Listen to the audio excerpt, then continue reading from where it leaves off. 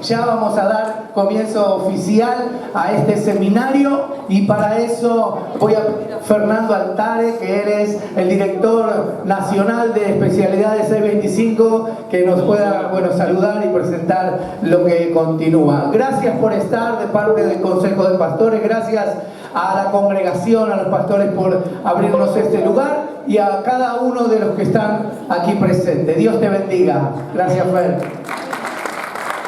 Bueno, muchísimas gracias, Néstor. ¿Cómo andan? Muy buenas tardes.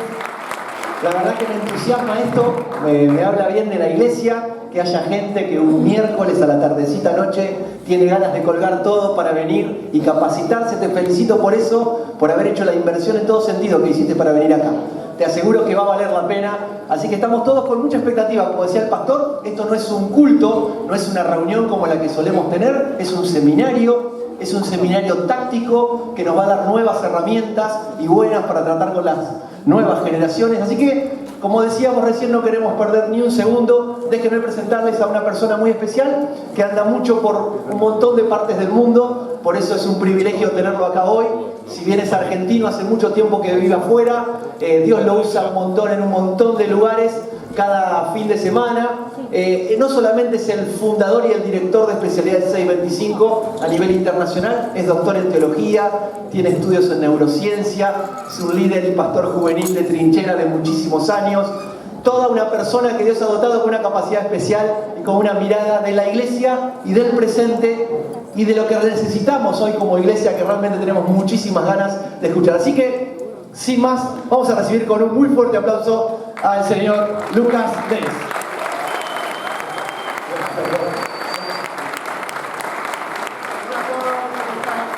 Buenas noches, ¿cómo les va a todos? Día de frío, ¿cierto? Que ahora en la tarde se puso un poquito mejor. Bueno, estoy muy feliz de estar con ustedes. Me siento muy honrado siempre que puedo venir a la Argentina y estar con pastores y líderes de mi propio país. Como decía Fer, vivo en los Estados Unidos hace mucho tiempo, hace 23 años exactamente, así que soy medio argentino. Mi esposa es argentina, pero mis hijos nacieron allá, pero obviamente de todo corazón me siento argentino. Y sobre todo de la zona sur. Me crié en Templo, de acá Lorenz, así que pasaba todo el tiempo con el Roca para ir a estudiar al centro por Lanús y tuve muchos amigos aquí en Lanús, así que bueno, me siento muy feliz de estar hoy con ustedes. Espero que todos tengan el cerebro encendido en esta tarde, en esta noche, y que todos estemos listos para pensar y repensar en la iglesia y lo que Dios quiere hacer con nuestras vidas. Ponete de pie un minuto, vamos a terminar de romper el hielo. Ahí a tu alrededor seguro hay colegas, líderes que todavía no saludaste, saludalos, dale la bienvenida, zamarrealos un poquito para que saquen el frío. Gracias de todo corazón a quienes han hecho posible que estemos juntos. Muchas gracias al Consejo de Pastores de la Ciudad de Lanús, gracias en serio por la iniciativa, y gracias a la iglesia local que nos recibe, la Casa del Padre. Démosle un fuerte aplauso a la casa que nos recibe. Bien. Y gracias en serio a vos por haber venido. Bueno, muy bien, hoy vamos a correr. Te cuento que este seminario usualmente lo comparto en 4 horas y hoy tenemos 3, así que le vamos a dar con todo. Ustedes van a notar que yo hablo de manera muy acelerada, eso siempre lo hago, pero además hoy lo voy a tener que hacer extra porque el contenido de esta noche es bastante intenso. Como recién adelantaba Fernando, lo que vamos a compartir no es un sermón, yo no voy a predicar, vamos a compartir algunas ideas tácticas acerca de cómo hacer iglesia, de cómo trabajar cada vez mejor con las nuevas generaciones. Básicamente vamos a estar hablando de innovación, pero no una innovación que se reduce a cambiar lo que está mal para que funcione bien, sino una innovación que más bien tiene que ver con permanecer cambiando lo que está bien para que sea cada vez mejor. Sé que ahí aceleré y hay que entrar en calor, así que va de nuevo. Yo sé que usualmente cuando hablamos de innovación, a veces damos la idea de que la innovación se reduce a que algo no funciona y obviamente hay que cambiarlo, hay que innovar porque no funciona. Ese campamento, ese congreso, esa reunión así como está no va, entonces hay que hacer cambios y creemos que eso es la innovación. Bueno, esta noche no vamos a hablar desde esa perspectiva, porque la verdadera innovación no se reduce a cambiar lo que está mal para que funcione bien, sino que la verdadera innovación más bien tiene que ver con permanecer cambiando lo que ya está bien, pero para que sea cada vez mejor. Así que hoy vamos a hacer autocrítica de la iglesia, no porque las cosas están mal, sino porque queremos que cada vez seamos mejores. ¿Estamos de acuerdo en que todos podemos ser mejores mayordomos de las oportunidades que Dios nos da? ¿Estamos de acuerdo que podemos hacer un mejor discipulado de nuestros hijos, de los jóvenes, de los adolescentes y de los niños? ¿Estamos de acuerdo en que todavía tenemos cosas para aprender para alcanzar a más hijos de no creyentes? ¿Estamos de acuerdo? ¿Sí? Así que muy bien, esa es la onda de hoy. ¿Está bien? ¿Qué es el liderazgo generacional? Probablemente viste en la publicidad que este era el término de la convocatoria y te preguntaste, ¿por qué esto no es de ministerio juvenil o de ministerio infantil o de liderazgo de la iglesia en general? ¿Por qué hablamos del liderazgo generacional? Y la razón te la voy a ir explicando durante toda la noche, pero básicamente tiene que ver con que no solamente vamos a hablar del ministerio de los jóvenes, también vamos a hablar del ministerio de los niños, y vamos a hablar del ministerio con preadolescentes, adolescentes, y también vamos a hablar de visión de iglesia. Por eso es que este seminario sobre todo está apuntado a los pastores, porque los pastores somos los primeros interesados en que nuestra iglesia no envejezca, que nuestra iglesia siga creciendo, que más allá de nuestra propia generación podamos alcanzar a la siguiente generación. ¿Estamos de acuerdo? ¿Sí? Pero les voy a contar la historia de dónde viene esta noción o este término o esta nueva nomenclatura o esta nueva arquitectura misional, que es el término que vamos a explicar en un ratito para referirnos a la pastoral de nuevas generaciones. Algunos de ustedes me conoció liderando una organización llamada Especialidades Juveniles, o conoció antes de conocerme a mí a Especialidades Juveniles. Una organización que creció por toda Hispanoamérica dando recursos a los pastores de jóvenes. Y con Especialidades Juveniles las cosas estaban muy bien. El ministerio había crecido, estamos publicando un montón de materiales, la página web de Especialidades Juveniles era usada por miles de pastores de jóvenes en toda Hispanoamérica. Pero hace unos 4 años atrás me empecé a sentir muy inquieto de que las cosas tenían que estar mejor. Primero interpreté que algo estaba mal por esa idea de que innovación se reduce a cambiar lo que está mal para que funcione bien. Pero como todo estaba bien en el ministerio, no encontraba bien qué onda, qué era lo que había que cambiar, si todo parece que está bien. Resulta que yo practico una disciplina, que es la disciplina del retiro. El primer fin de semana de enero de cada año hago esto hace 21 años. Me voy a un lugar solitario a preparar el año, a darle las primicias de mi tiempo al Señor y en oración soñar con lo que va a venir a continuación.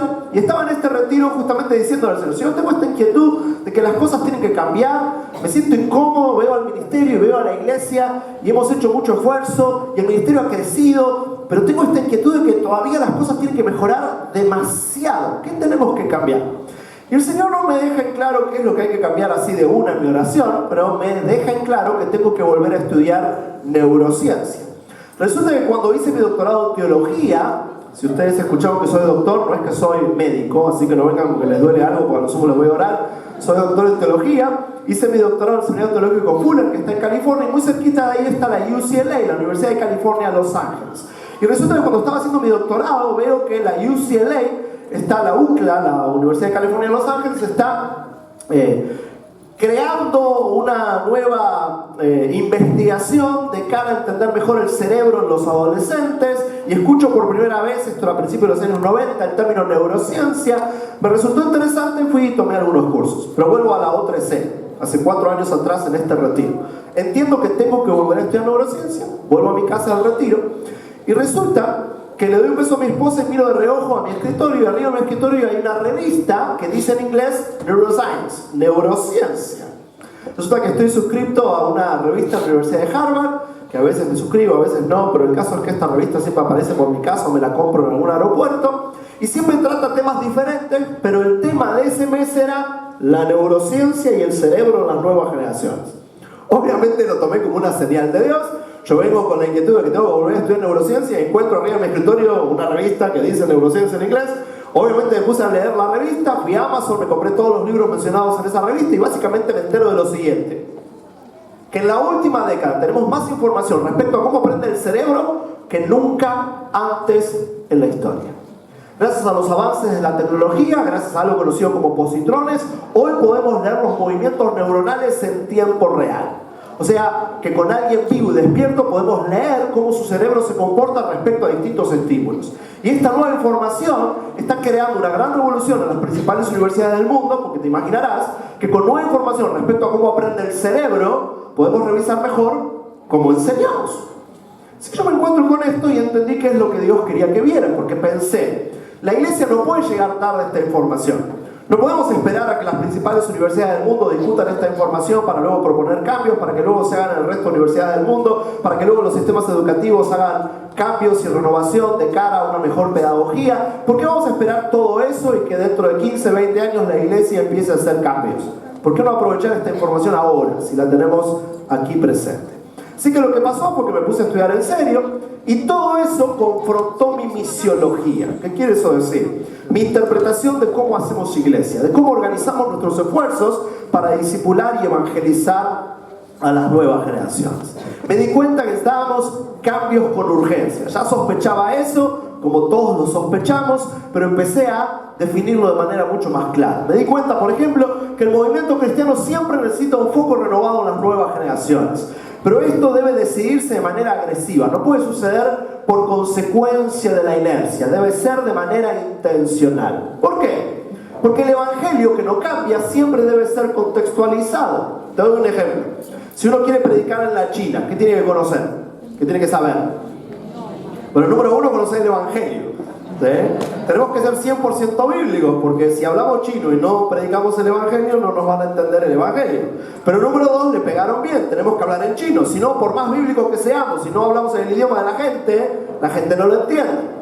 Usualmente nos movemos en esas tensiones. Hay algunos que le dan lugar a la contextualización, perdiendo de vista la Biblia, y otros que por darle toda la atención a la Biblia, perdemos de vista que por más Biblia que sepamos, si no hablamos el idioma de la gente no entiende lo que decimos. Por eso es que siempre necesitamos un foco renovado en las nuevas generaciones. Porque aunque nuestros hijos y las nuevas generaciones no son chinos, su idioma también va cambiando, va mutando. Porque el idioma es un elemento fluido de la cultura, va mutando con el uso de los pueblos. Y por eso siempre tenemos que traducir el evangelio que no cambia a las nuevas generaciones. Luego me doy cuenta de algo táctico, y me encantan las caras, algunos ya me miran sorprendidos, no se esperaban quizás este comienzo táctico, se esperaban, ¿cuántos están contentos hacia su nombre? No, pero no es culto, ¿sí? Vinimos a pensar, así que vamos adelante. Me doy cuenta de que no había una fuerza global conectando una nueva generación de influenciadores de niños, adolescentes y universitarios. Hoy vamos a hacer autocrítica, acabo de decir.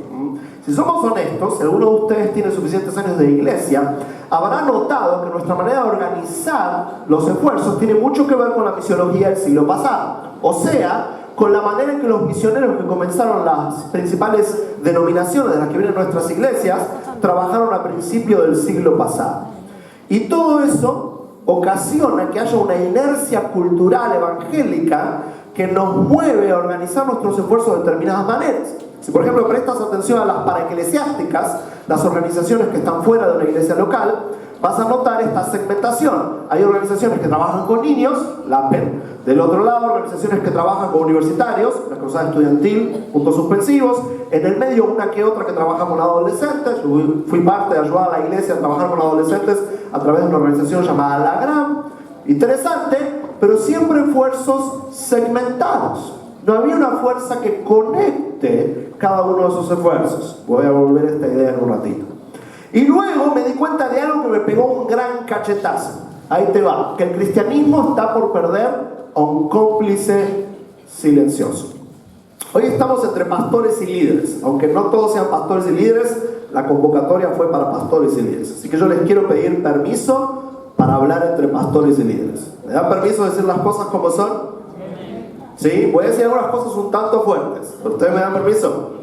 Si hacemos un análisis, una evaluación del crecimiento de la iglesia en las últimas décadas en Hispanoamérica y también en nuestro país, vamos a tener que admitir que dos de las fortalezas de crecimiento de la iglesia evangélica han sido alcanzar a los desesperados, predicar el evangelio a los más pobres de los pobres que tienen una familia arruinada, que no tiene nada de malo, es genial. Obviamente es un abordaje limitado del evangelio porque la gracia de Dios es multiforme y el evangelio no solamente para los pobres y los desesperados, es para la clase media y para los ricos también, solamente que escuchan el evangelio en otros términos. ¿Estamos de acuerdo? Pero nuestra fortaleza no ha sido alcanzar a las clases pudientes y educadas, ha sido el evangelio a los más desesperados. Ha cambiado un poquito en los últimos años, pero esa ha sido una de nuestras fortalezas. ¿Estamos de acuerdo? ¿Cuál es el problema con eso? Bueno, ya dijimos, una visión segmentada o limitada, y quizás también deberíamos agregar que, bueno, antes quizás no teníamos la competencia que tenemos ahora. Hoy tenemos a Gauchito Gil, a los primos brasileños, y tenemos a otros grupos religiosos concentrados también en los más desesperados, ¿cierto? ¿sí? Además de Google, ¿cierto? Porque los desesperados de hace 30 años no tenían la misma información que tenemos hoy. Así que eso es para pensar. Pero del otro lado, uno de los vehículos de crecimiento de la iglesia en Hispanoamérica, llegó la hora de darnos cuenta, es el índice de natalidad. En muchas de nuestras iglesias hay niños y hay adolescentes, admitamos esto, no porque sabemos hacer un gran trabajo con ellos, sino simplemente porque tenemos hijos. En algunas iglesias se notan más que otras, en algunas iglesias ustedes lo saben bien, por ejemplo siempre se repiten los mismos apellidos, generación tras generación, somos todos parientes siempre, hasta que alguno se pelea y entonces se divide la iglesia, y una familia, media familia se va a otra iglesia, y así ha crecido la iglesia evangélica. ¿Y cuál es el problema con eso? Bueno, no es un problema, excepto que el índice de natalidad está por bajar, y eso, si no lo anticipamos, va a significar lo siguiente: que la iglesia evangélica en América Latina está por decrecer. ¿Por qué?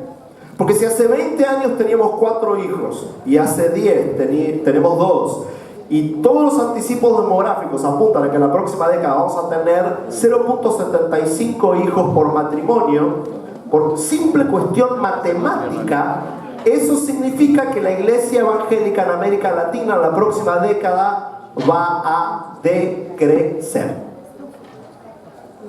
Sé que suena horrible, durísimo, algunos ya se decepcionó, y sé que suena extraño, porque usualmente en una conferencia como esta, mis colegas lo que suelen anticipar es lo contrario. Cuando estamos en una conferencia de líderes y queremos que la gente se anime, lo que solemos decir, o proclamar, o declarar es que el más grande avivamiento que está por suceder, yo lo declaro, está por venir a tu ciudad. ¿Lo crees? Bueno, lo siento mucho, yo no creo que está por venir ningún avivamiento a la Argentina. Al contrario, vine a anticiparte que la iglesia en la Argentina está por decrecer, a menos que hagamos cambios. Lo siento mucho si eso te decepciona. La otra vez estaba diciendo esto y viene un pastor y me dice: bueno, Lucas, pero yo sí creo que Dios quiere que venga avivamiento. Ah, eso sí, yo también creo que Dios quiere que venga avivamiento. Porque si fuera por Dios, según mi Biblia, Dios no quiere que nadie se pierda. Si fuera por Dios, habría avivamiento continuamente en todos lados, ¿sí o no? ¿Habría avivamiento en Europa ahora, si fuera por Dios? ¿En Asia? ¿Y por qué no hay? Porque Dios no quiere, está durmiendo la siesta. ¿Será que hay que hacer un mega evento para que se despierte y derrame su presencia? ¿Tiene que venir un predicador gringo? ¿Tenemos que hacer una vigilia de 4 horas cantando para que baje la presencia y así viene el avivamiento? Quien se aviva en un avivamiento, mis hermanos, somos nosotros, no Dios. Cuando no hay avivamiento es porque no estamos haciendo la mejor mayordomía de las oportunidades que Dios nos dio, no porque Dios está distraído, porque Dios está descansando. Dios siempre está activo intentando que cada nueva generación le conozca, le ame y conozca sus planes también. Por eso es tan importante que pensemos y repensemos cuál es nuestra función, y lejos de los logaritmos evangeloides de proclamaciones grandilocuentes que nos entusiasman, hagamos los cambios necesarios para que la iglesia sea mucho más eficaz en discipular a nuestros hijos y que no perdamos a tantos hijos en el camino. Por eso vinimos esta noche. ¿Estamos listos para pensar en eso? Luego, para no decepcionarnos o desalentarnos, también debemos reconocer que hay una gran oportunidad. La gran oportunidad es que todavía, antes de que se note este declive en el índice de natalidad, somos testigos del surgimiento de la generación joven, adolescente y de niños más grande que hasta ahora vio el continente. Eso está por decrecer, pero hoy hay más menores de 25 años de los que nunca hubo hasta ahora en Argentina. ¿Y por qué esa es una gran oportunidad? Por lo siguiente: ¿quiénes aquí tomaron su decisión por Cristo antes de los 20? Levanten la mano. Mira a tu alrededor. ¿Quiénes se bautizaron antes de los 25? Levanten la mano. Mira a tu alrededor. Más del 75% de la población de nuestras iglesias evangélicas tomó su decisión por Cristo antes de los 20 años. Por ende, las nuevas generaciones siempre son la tierra fértil para sembrar el evangelio y producir cambios de identidad. Por eso que si todavía hay una generación joven, tenemos una gran oportunidad. Una oportunidad que se está por cerrar, como apuntamos anteriormente. O sea, una ventana de posibilidad que tenemos que aprovechar. Por eso es tan crucial lo que vamos a estar hablando en esta noche. A la vez, llevemos esto a la iglesia local.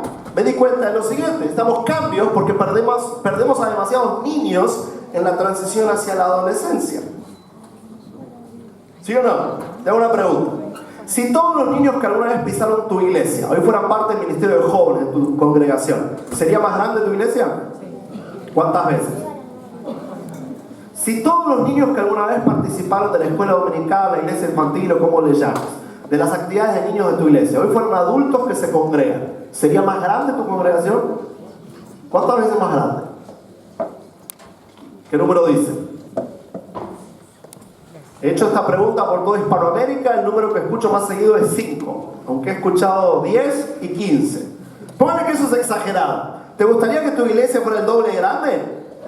Una de las claves para eso es aprender a retener a los niños. ¿Por qué tantos niños que llegan a la iglesia luego desaparecen? ¿Dónde están todos esos niños? Algunos niños con los que nosotros nos criamos eran nuestros amiguitos en la escuela dominical y ahora no están en las cosas del Señor. No sabemos qué pasó con ellos.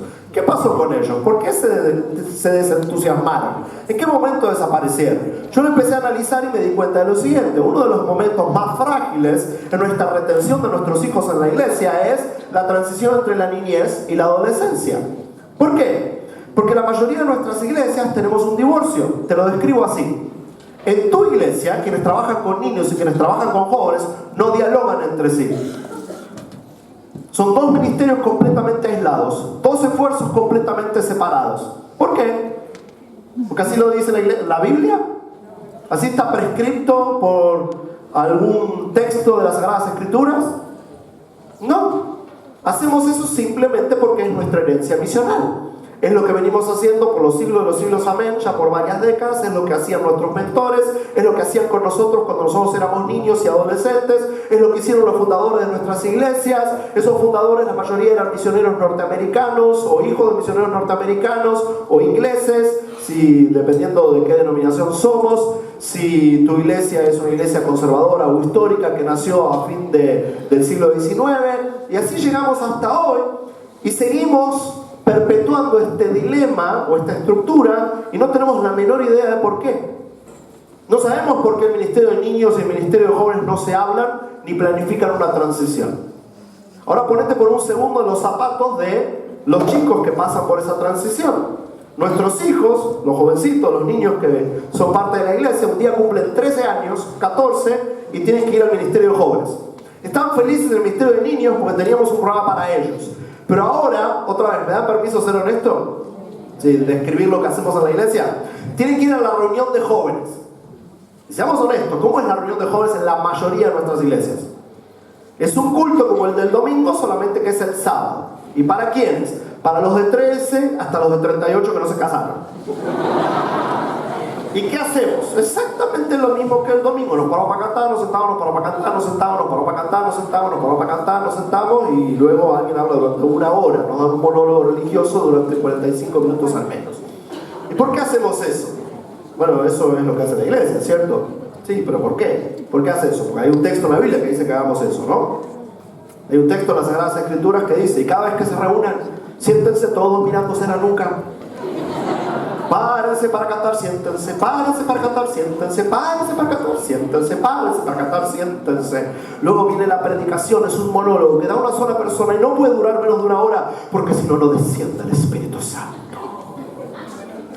¿Alguno leyó ese versículo alguna vez? No existe. Entonces, ¿por qué hacemos eso en cada reunión? ¿Y por qué los de 13 y 14 tienen que convivir con los de 45 que no se casaron? ¿Qué es lo que les pasa? Se empiezan a decepcionar de la iglesia.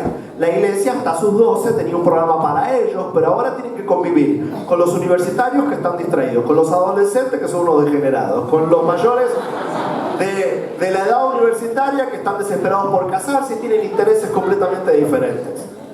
Están en una etapa distinta, empiezan a sentirse frágiles, empiezan a decepcionarse de los programas de la iglesia. Y estoy hablando de tus hijos, de nuestros hijos. Ni hablar de los que no son hijos de creyentes, que de repente se evaporaron y ni nos dimos cuenta que desaparecieron. Una de las razones fue esa. A la vez, perdemos a demasiados universitarios, porque es cierto que algunos se quedan, sobre todo nuestros hijos. Muchos permanecen durante la adolescencia en la iglesia por dos razones, una de pelo largo y una sin pelo. Los padres que los traemos de la oreja. Son nuestros hijos, tienen que venir a la iglesia y bueno, ¿qué hacen? Bueno, a los que les gusta la música participan del grupo de alabanza y los demás es una eterna queja constante cada fin de semana. Vienen un rato para después irse a bailar, no sé.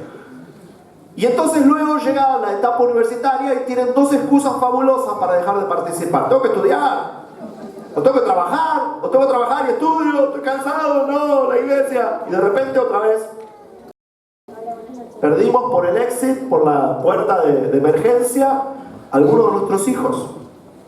Y ni hablar de los adolescentes, porque los adolescentes son muy interesantes. Los adolescentes uno a veces los ve y se puede dejar engañar. Yo tengo una oportunidad muy grande. Estoy continuamente ministrando en iglesias de todo tipo. De hecho, se los voy a confesar así hoy.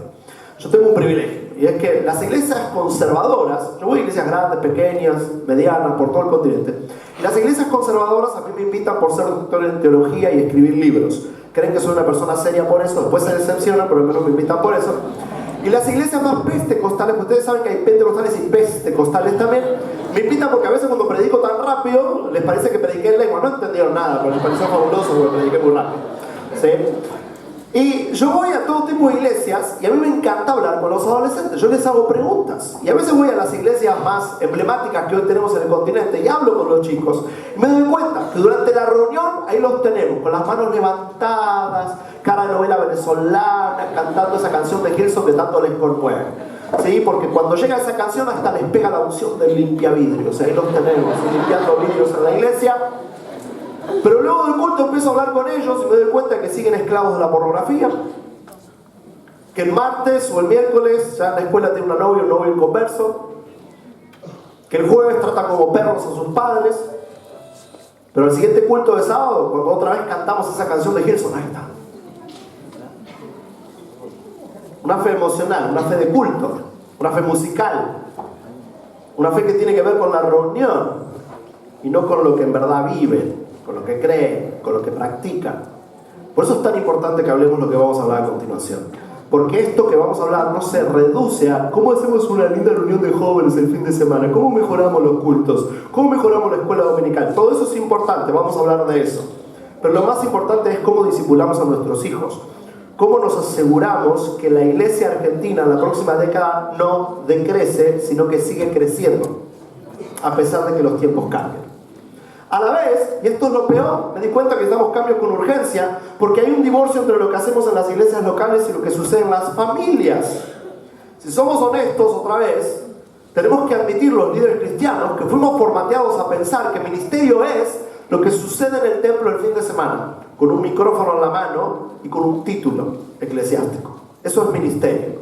Y no nos dimos cuenta, entre líneas, que el ministerio más poderoso con las nuevas generaciones es el de los padres. Porque el aula más poderosa por la que pasan las nuevas generaciones siempre es el hogar. Sin embargo, los líderes jóvenes, los pastores de jóvenes, los líderes de adolescentes, los maestros de niños en nuestro continente, en nuestra bella Argentina, no fuimos formateados a pensar en cómo ayudar a los padres. De hecho, alguno de ustedes me está escuchando completamente sorprendido porque nunca se te ocurrió que tu tarea incluya a los papás. De alguna manera alguien te dijo sin decirte que tu tarea es hacer una linda reunión el sábado o tener una linda clase de escuela dominical el domingo a la mañana con los niños para enseñarles la Biblia. Y perdimos completamente de vista qué puente debemos hacer con los papás para facilitar que ellos sean la mejor influencia. Amén. ¿Qué alianza podemos hacer entre los líderes de la iglesia y los padres? Otro formateo que perdimos de vista. ¿Gracias a qué? A la misiología del siglo pasado que heredamos de los gringos. Que llegó la hora de poner el palo en la rueda y repensar. Porque esto no se trata de hacer reuniones, esto se trata de hacer discípulos de Jesús y hacerlos con inteligencia, astucia y fidelidad. Amén. Por eso hoy vamos a hablar de lo que vamos a hablar. Y por eso fue que cambiamos el nombre de especialidades juveniles a E625. Yo te voy a contar un poquito hoy lo que hace el ministerio de cara a qué cambios podemos hacer en las iglesias locales. Lo que hicimos fue reemplazar la palabra juveniles por dos números, y esto tiene que ver con neurociencia. Hay una aceleración neuronal increíble que sucede entre los 5 y los 6. Los 6 son cruciales porque se abre la ventana de la retención de información. Por eso es que en todo Occidente la educación primaria suele comenzar a los 6 años. Hoy eso que ya se sospechaba se corrobora a través de la ciencia por poder leer los movimientos neuronales. Del otro lado, así como hay una aceleración neuronal increíble a los 6, esa aceleración se invierte, se desacelera exactamente a los 25. Y encima esa desaceleración neuronal está acompañada de una desaceleración hormonal, lo cual indica que para la fisiología, o sea, para el diseño del cuerpo, de la mente, el diseño de Dios, la juventud termina a los 25 años. Y siempre que digo esto, algunos me miran así nerviosos, miran al lado confundidos, porque les parece que lo que acaban de escuchar es que su juventud terminó a los 25 años, porque eso es lo que indica la fisiología. ¿Es eso lo que estoy diciendo? ¿Quiero decir que la juventud termina a los 25 años? ¿Ustedes me escuchan bien? ¿Creen que eso es lo que digo? ¿No? Claro que sí, eso es exactamente lo que estoy diciendo. Por eso es que no podemos perpetuar la juventud hasta que se casen, porque por diseño de Dios la juventud termina a los 25 años. Ahora pensá por un momento, ¿por qué algunos se ríen nerviosos o por qué, sobre todo los de 27, 29 y 30, les parece una mala noticia lo que acabo de decir? ¿Cómo que la juventud termina a los 27 años? No, yo soy joven, tengo 49 y soy joven. ¿Por qué suena mal? Pensá por un momento. ¿Por qué va a ser algo negativo llegar a la adultez? Lo que debemos reconocer, mis queridos, es que fuimos domesticados por la sociedad de consumo a través de los medios masivos de comunicación a creer que la adolescencia es la etapa ideal del ser humano. Porque lo venimos escuchando hace 30 y 40 años a través de los medios masivos de comunicación. Eso es lo que continuamente percibimos en las canciones, en las músicas, en la cultura, en las películas, en las novelas juveniles. Este mensaje continuamente está allí. Ni hablar de la industria de la moda. Tenés que verte como joven, tenés que peinarte como adolescente, tenés que vestirte como joven y adolescente, porque llegar a la adultez es algo negativo. A nadie se le dice así, pero el mensaje está latente. Y ese es un mensaje completamente negativo. ¿Por qué? Porque está al revés del diseño de Dios. Mis queridos, si Dios diseñó a la adultez, ¿qué de malo puede tener? Obviamente no tiene nada de malo. Y menos que menos cuando llegamos a una adultez plena y madura, como es el plan de Dios.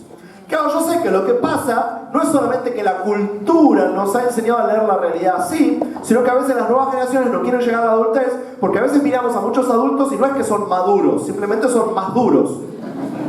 Porque resulta, ahí tengo una noticia, esto lo podés postear después. Esta idea es importante hoy. Resulta que envejecer es obligatorio, pero madurar es opcional. Porque envejecer vamos a envejecer todos, pero llegar a una adultez madura no siempre pasa. De hecho, cada vez pasa menos. Y con todo un aparato comercial yendo en contra de que pase, la iglesia tiene todavía más responsabilidad en asegurarse que suceda. O sea, que se cumpla el diseño de Dios. Que lleguemos a una adultez madura. Que nuestros hijos no solamente envejezcan, porque eso va a pasar, sino que lleguen a una vida adulta conforme a los planes de Dios. Por eso todo lo que vamos a hablar hoy es crucialmente importante. Así que antes de seguir, hagamos algo. Dar un aplauso a Dios de que tenemos esta oportunidad de pensar en su vida. Ahora, esto no se trata de una organización, sino de un organismo llamado la Iglesia de Cristo. Te voy a contar algunas cosas que hace y que propone SS25, pero de cara a que luego bajemos todo esto a nuestras iglesias locales. Así que básicamente, ¿qué propone el liderazgo generacional? Que tenemos que aprender a respetar mejor el diseño de Dios a la hora de elaborar nuestra estrategia de iglesia. Que en vez de partir de la misiología heredada de los misioneros del siglo pasado, pongamos el palo en la rueda, aprendamos del diseño de Dios y luego elaboremos metodologías que responden a cómo las nuevas generaciones pueden ser educadas. Lo que hoy sabemos es lo siguiente: hay 5 etapas camino a la adultez y la iglesia debe revisar y conocer estas etapas. Número 1, tenemos a la primera infancia. De los 0 a los 5 años dependemos casi exclusivamente de los padres. Entonces, ¿qué debe hacer la iglesia? Por ejemplo, debemos reconocer que los padres cristianos no pueden estar distraídos de ser la prioridad de sus hijos, de que sus hijos sean su prioridad, de que le demos todo el tiempo. Ahora otra vez, pensemos en nuestra misiología, nuestra inercia de cómo hacemos las cosas. La mayoría de nuestras iglesias, a los matrimonios que más ocupamos es a los papás de bebés. Muchas veces. Y nadie hace esto con malas intenciones, es nuestra manera de hacer las cosas. Vemos un matrimonio joven y pensamos, es el matrimonio justo, tienen todos los puntos para ser los líderes de puntos suspensivos. ¿Y cuál es el resultado de eso? El resultado de eso es que muchas veces los hijos de líderes creyentes son los que luego tienen más conflictos con la iglesia. ¿Por qué? ¿No será bueno preguntarnos? ¿Por qué? ¿Por qué será que los hijos de pastores, los hijos de líderes en la iglesia suelen ser los que luego en la adolescencia manifiestan más problemas con la fe? ¿Por qué? Bueno, una de las razones es que ni bien nacieron, aprendieron que la iglesia, en vez de ser una ayuda para que sus padres les presten atención, es una competencia. La iglesia me los roba. Quizás ni son conscientes de eso, pero lo aprendieron desde la cuna. ¿Y por qué sucede eso? Otra vez, por inercia. Porque asumimos, así como asumimos que ¿quién trabaja con los niños? Una mujer que hable lento. ¿Quién trabaja con los jóvenes? Un joven simpático que toque el teclado o la guitarra y tenga camioneta. Tenemos algunos estereotipos mentales sobre una inercia que nos ha ayudado a concebir el liderazgo cristiano así. Bueno, hoy vamos a hacer varios replanteos. Me encantan las caras de varios me miran con los ojos bien abiertos y una sonrisa que a veces se abre la boca. En cualquier momento les va a caer un hilo de baba, les resulta extraño lo que estamos escuchando. Y hago esta aclaración. Nada de lo que voy a denunciar, lo voy a denunciar porque creo que alguien tiene malas intenciones, Yo creo que siempre tenemos las mejores intenciones del mundo. Yo no conozco ningún pastor que no quiera ver cientos y miles de jóvenes y adolescentes en su congregación. Yo no conozco ninguna mamá que quiera ver a sus hijos perder la fe. Pero pasa. ¿Por qué pasa? Porque a pesar de tener las mejores intenciones, a veces con las mejores intenciones podemos tener una mala estrategia. Podemos usar una mala metodología. Podemos no pensar en nuestros roles y en los resultados, en nuestros compromisos, y con buenas intenciones y lindas actividades lastimar a las familias. Es lo que nos puede pasar. Porque cuando convocamos a ese matrimonio de niños pequeños a estar involucrados en todas las actividades de la iglesia, las actividades son las mejores y la intención es buenísima. Pero si esos papás no le dan atención a sus hijitos en esa primera infancia, y hoy sabemos que el cerebro de los niños pequeñitos depende casi exclusivamente del diálogo con los padres para desarrollarse, entonces los lastimamos. Con las mejores intenciones, por tener una mala estrategia. Luego llega la niñez. Hay una aceleración neuronal increíble que acabo de mencionar, que sucede entre los 5 y los 6 y que nos permite ¿qué? Retener información concreta. Como no podíamos antes, pero atención, como no vamos a volver a poder hacer después. Por eso la niñez es una ventana de oportunidad para aprender los rudimentos. Así como el mundo les enseña la ciencia, los rudimentos de la ciencia, nosotros enseñamos los rudimentos de la fe. ¿Cómo? A través de la instrucción bíblica. Ayudando a nuestros hijos a aprender, a memorizar incluso la palabra de Dios, porque pueden retener información como esponja. Tiene una esponja de memoria. Eso hay que aprovecharlo. Sin embargo, si somos honestos, otra vez, al viajar me doy cuenta de lo siguiente. Yo veo en muchas iglesias que el ministerio de niños es una guardería para que los niños no molesten mientras los adultos aprenden de Dios. Entonces, ¿qué hacemos con los niños? Y bueno, no, hay que hacer algo porque si no se portan mal. Entonces les ponemos en una salita, les ponemos un par de títeres, una película, un video, un par de canciones que jueguen a la iglesia. Usamos la misma metodología pero con un par de efectos especiales, porque las canciones son con saltitos, pero hacemos exactamente la misma liturgia con los de 8 años, con los de 6 años. Y lo que tratamos no es que aprendan, sino que no distraigan a los adultos. Y sé que a algunos les está doliendo lo que estoy diciendo. Lo comparto con mucho amor aunque les duela. Y algunos me escuchan hablar de esto y dicen, no, pero entonces ¿qué hay que hacer? ¿Hay que volver al pasado donde solamente memorizaban la Biblia? Bueno, quizás sí, aunque con buenas metodologías. Les cuento algo. El otro día en Chile me pasó lo siguiente. Viene un pastor y me dice, Lucas, yo siempre te escuché hablar de la renovación de las estrategias de la iglesia y siempre lo que interpreté es que vos querías que las reuniones sean mucho más atractivas y yo de alguna manera sospechaba que no te importaba tanto la instrucción bíblica, pero ahora terminé de entender. Ahora terminé de entender que todo eso que vos siempre recomendaste es para que hagamos una buena pedagogía de la palabra de Dios. y me preguntan, ¿dónde crees que está el equilibrio? A mí me encanta esa pregunta, porque tengo una respuesta para eso. ¿Dónde está el equilibrio entre enseñar la Biblia y usar una buena pedagogía? Yo creo que el equilibrio está en la deidad de Cristo. Jesús no era 50% hombre y 50% Dios, ¿cierto? ¿Qué era? ¿Se acuerdan? Sin y 100% Dios, 100% hombre.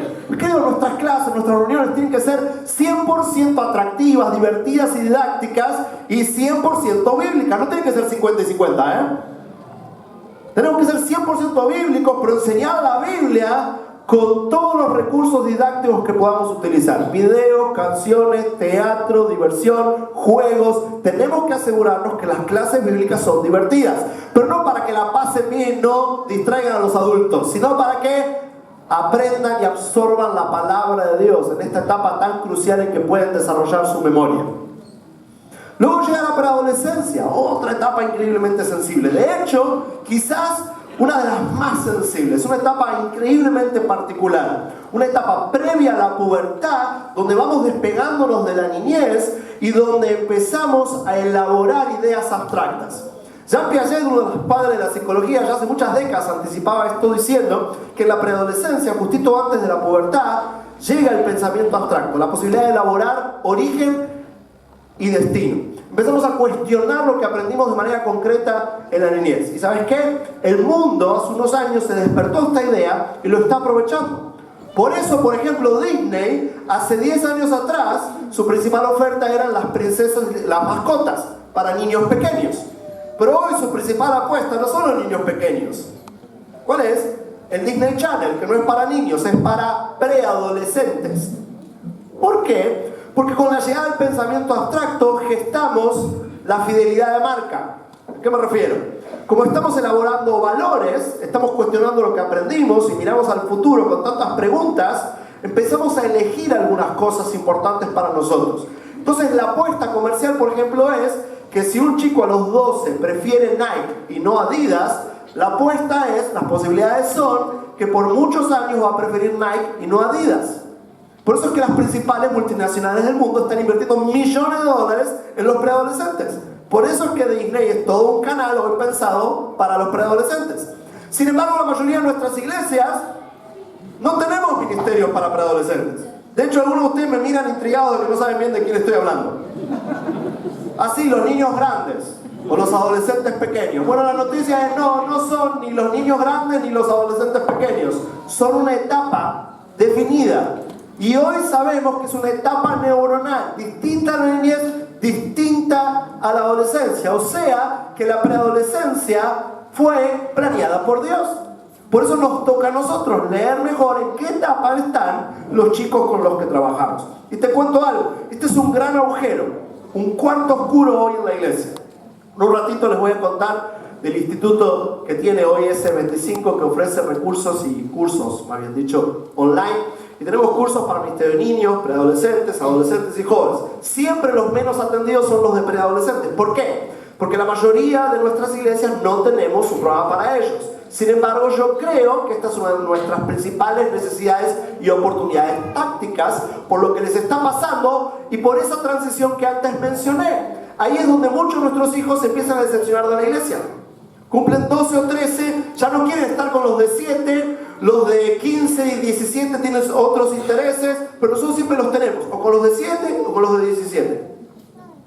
Y empiezan a sentirse frágiles con lo que están experimentando. Luego llega la adolescencia, una etapa fabulosa y que siempre amé, que es la etapa que se explica con una sola pregunta: ¿quién soy? Casi todo lo que pasa con los adolescentes tiene que ver con la búsqueda de la identidad, como hablaba con Cristian hace un ratito. Es increíblemente importante ayudarles a responder esta pregunta: ¿quién soy? Y casi todo lo que hacen, por no decir todo lo que hacen, tiene que ver con intentar responder esa pregunta. Por eso es que prueban distintos roles. Ya quieren dejar de ser el hijo de ella, no quieren ser la hermanita de, ahora quieren ser ellos mismos, pero como no se sienten del todo seguros quién son, esa inseguridad se transcribe en que empiezan a hacerlo de manera grupal, empiezan a establecer alianzas, pactos personales, elaboran amistades con un pacto colectivo. Por eso esto es inconsciente. Por eso es que los adolescentes, por ejemplo, dependen con quién están, quiénes son. o tienen grupitos de amigos que todos asumen una identidad colectiva. Todos se peinan de la misma manera, usan la misma ropa, escuchan exactamente la misma música, usan los mismos gestos y todas esas cosas que hacen los adolescentes, o juegan los mismos videogames. ¿Te suena? Es una etapa fabulosa, tenemos que aprender a navegarla también. No son preadolescentes ya, obviamente no son niños, pero tampoco son jóvenes. Tenemos que distinguir la etapa en la que están. Y luego llega la juventud. Luego de salir del secundario empiezo a decidir. Esa es la palabra clave, decidir. Empiezo a probar la autonomía de la adultez. Empiezo a tomar decisiones que tienen que ver con mi futuro. Antes mis padres decidían por mí, ahora decido yo. Y entonces la iglesia también tiene que revestirse de misericordia y de inteligencia para saber acompañar esta etapa. Y tiene que entonces, en términos tácticos, hacer un cambio de expectativas. Yo noto muchas veces, por ejemplo, en las iglesias, con las mejores intenciones, que tenemos la misma oferta para los 16 que para los de 21. Y muchas veces nos frustramos con los de 20 y 21 porque estamos esperando que sigan igual de comprometidos que cuando tenían 17. Y eso nunca va a pasar. ¿Sabes por qué? Porque cuando tenían 17 tenían mucho más tiempo, pero ahora que tienen 20 tienen que trabajar y tienen que estudiar. Entonces mi oferta para los 16 y para los de 21 no puede ser igual. Porque están en dos etapas diferentes de la vida. Y me encanta porque muchos me miran como que lo que estoy diciendo es de la NASA. Claro. Esa es la razón de por qué los chicos no se encuentran en la iglesia, o por qué tenemos tantos conflictos de compromiso, o por qué perdemos a los universitarios. A veces por no pensar en todo esto, ¿cuál es el resultado? Ahora los que siguen viniendo los lastimamos. ¿Por qué? Porque terminamos siendo cómplices de que a muchos jóvenes cristianos les va a llamar a la universidad. Por eso es tan importante respetar el diseño de Dios y entender la etapa de la gente con la que trabajamos. Por eso es que 625 decidió especializarse para ayudar a las iglesias locales a elaborar una pastoral inteligente con niños, preadolescentes, adolescentes y jóvenes. Sobre todo dando herramientas a los padres y a los líderes. Y es a propósito que ahora ponemos a los padres primero, porque es que son los primeros líderes que Dios le dio a todos los jóvenes, adolescentes, preadolescentes y niños que tenemos en las iglesias. Los padres siempre seremos los primeros líderes.